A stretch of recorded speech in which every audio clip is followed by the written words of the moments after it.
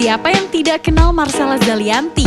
Aktris kelahiran 7 Maret 1980 ini telah membintangi beberapa film ternama seperti film Brownies di tahun 2005, Batas di tahun 2011, Wiro Sableng di tahun 2018, dan berbagai film lainnya.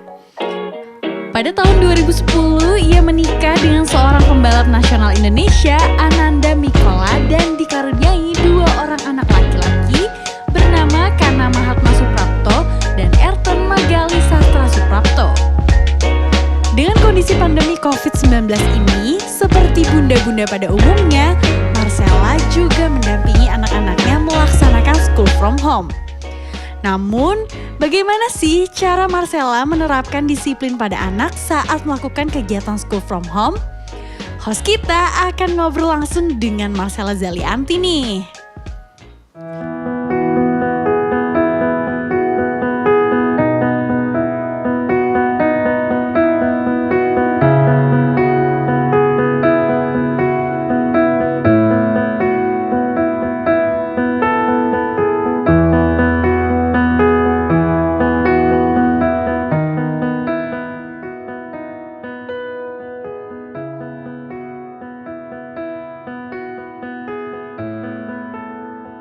Halo bunda-bunda semua, apa kabar? Ketemu lagi dengan aku Renia di Persembahan untuk Bunda bersama tim Mata Indonesia TV. Bunda cerdas, keluarga bahagia. Bunda, di awal tadi ada beberapa cuplikan video bintang tamu saya, the one and only Marcella Zalianty ya. Sekarang aku mau langsung ngobrol aja sama Marcella, pengen tahu apa sih sekarang kesibukannya Marcella di masa-masa pandemi ini? Ya? Hai Sel!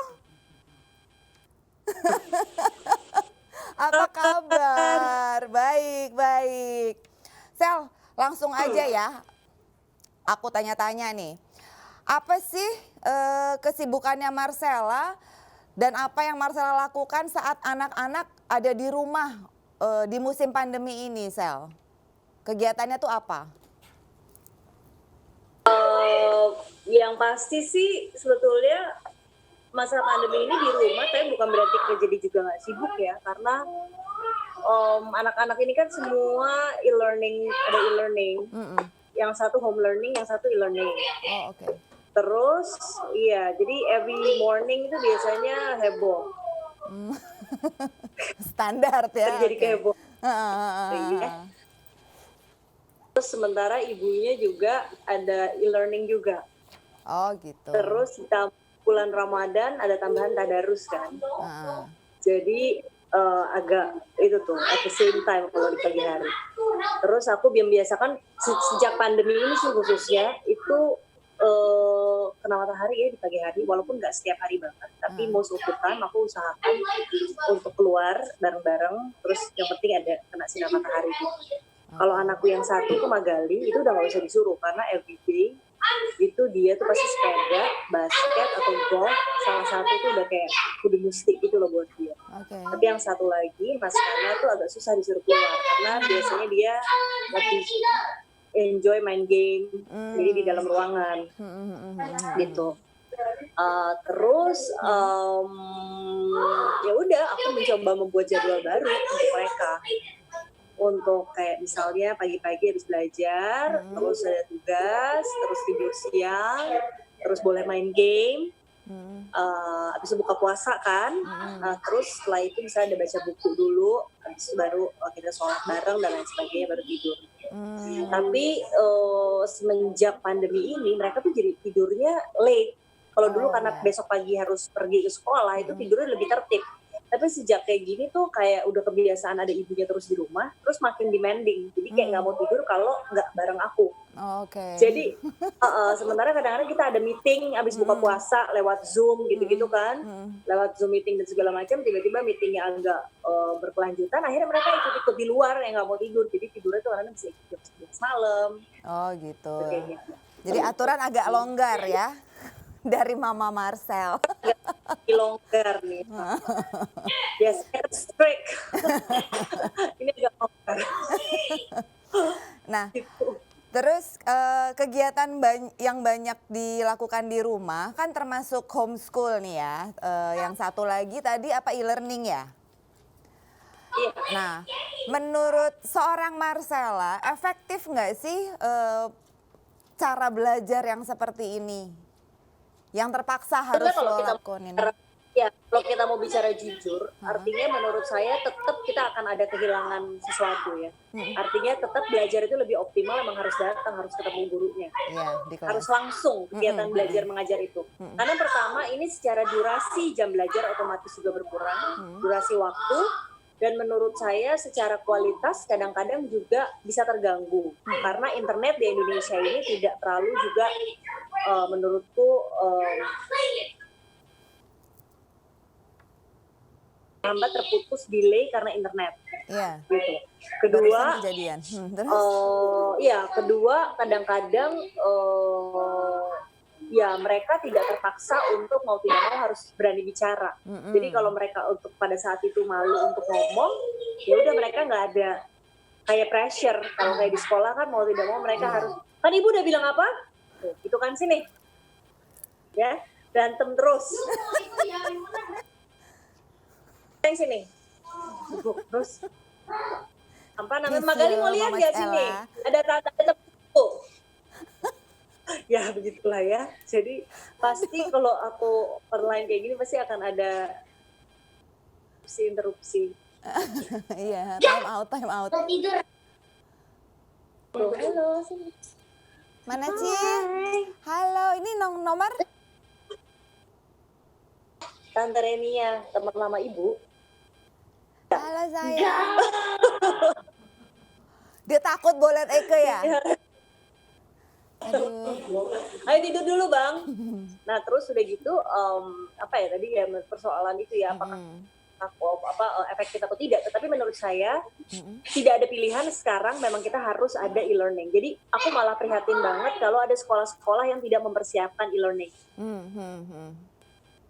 Kalau ditanya mengcompare dengan sekolah secara normal ya udah pasti secara kualitas akan lebih baik yang normal. Tapi kan sekarang we are in the new normal era ya. Iya. Atau di masa new normal ya udah kita harus beradaptasi aja sih.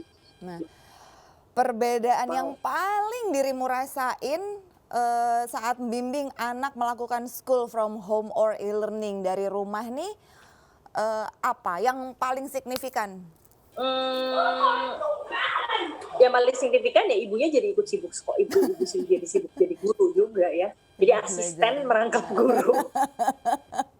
Ikut belajar juga ya, ikut pusing ngerjain tugas sekolah. Ya waktu mereka belajar ini otomatis kita juga jadi harus memberikan waktu karena untuk awal apalagi ini kan teknis ada setting Zoom dan lain sebagainya itu kan emang harus kita dulu yang bantu mereka setting all the things.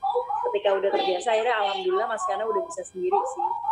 Terus kalau terpaksa sekali kita harus pergi, misalnya ada urgent matters yang harus keluar, itu juga aku udah bisa ajarin satu orang di rumah untuk bantu mengawasi paling tidak. Jadi paling tidak kita make sure bahwa dia mengikutinya tuh tertib. Misalnya kelas itu dari jam 7:30 sampai jam 11, jangan sampai dia asik-asik main gitu kan, keluar dari kamarnya dan segala macam karena nggak ada yang ngawasin. Paling itu aja sih. Jadi yang memang harus masih dalam, jadi yang membedakan signifikan ketika proses e-learning ini ya kita harus turut andil punya peran orang tuanya dan harus ada pengawasan untuk bisa mereka tuh ikuti proses itu. Tapi yang menarik ya pasti kita jadi lebih tahu sih apa yang mereka pelajari setiap harinya di sekolah karena kadang-kadang ada tugas-tugas tertentu yang misalnya harus interview kayak orang tua sendiri gitu langsung sama anak. Jadi menurutku memang lebih ada bonding ya. Bonding ini lebih dalam lah, lebih berkualitas sebetulnya kalau antara orang tua dan anak sebetulnya di masa pandemi ini. Oh gitu. Tetap ya ada hikmah baiknya ya. Walaupun ya aku percaya I so believe bahwa ya pandemi ini bahwa pasti akan ada hikmah yang baik. Menurutku ya memang sekarang ini ya we have to just stay at home untuk menurunkan angka atau kurva corona ya virus ini. Dan kalau kita lihat juga pasti ini akan ada proses juga nih buat bumi ini ya, like universe itu menyembuhkan atau memperbaiki Iya. Iya. alam yang selama ini Exactly, benar. dirusak oleh manusia. Ya. Nah, kan selain waktu belajar online yang udah ditetapin sama sekolah, Marcel ini punya jadwal khusus juga nggak buat tetap anak-anak harus belajar di luar waktu online yang ditetapkan sama sekolah? Kalau iya, durasinya berapa lama biasanya, Sel? Sebenarnya aku nggak menetapkan ada pelajaran di luar online, tetapi yang aku minta waktu adalah mengerjakan tugas, karena tetap ada tugas. E-learning tuh mereka tetap ada PR. Kayak Mas Kana yang besar itu ada PR-PR yang cukup banyak. Jadi tetap harus ada waktu untuk mengerjakan PR di luar jam e-learning. Terus kemudian aku agak maksa untuk dia bisa ada waktu untuk baca buku. Supaya matanya nggak terus game dan iPad, gadget gitu.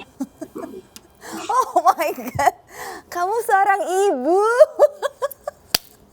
Luar biasa Marcella. Iya Bunda, kita akan istirahat sejenak. Nanti kita akan balik lagi lanjut ngobrol dengan Marcella Zalianty di segmen berikutnya. Tunggu kita berdua, jangan kemana-mana. Gimana caranya sih tips dari seorang Marcella ngeyakinin anakmu supaya mereka tuh nggak ogah-ogahan gitu saat harus ngejalanin belajar online itu? Sebenarnya di awal kita harus kasih pengertian ya bahwa memang ini kita terpaksa di rumah karena ada sesuatu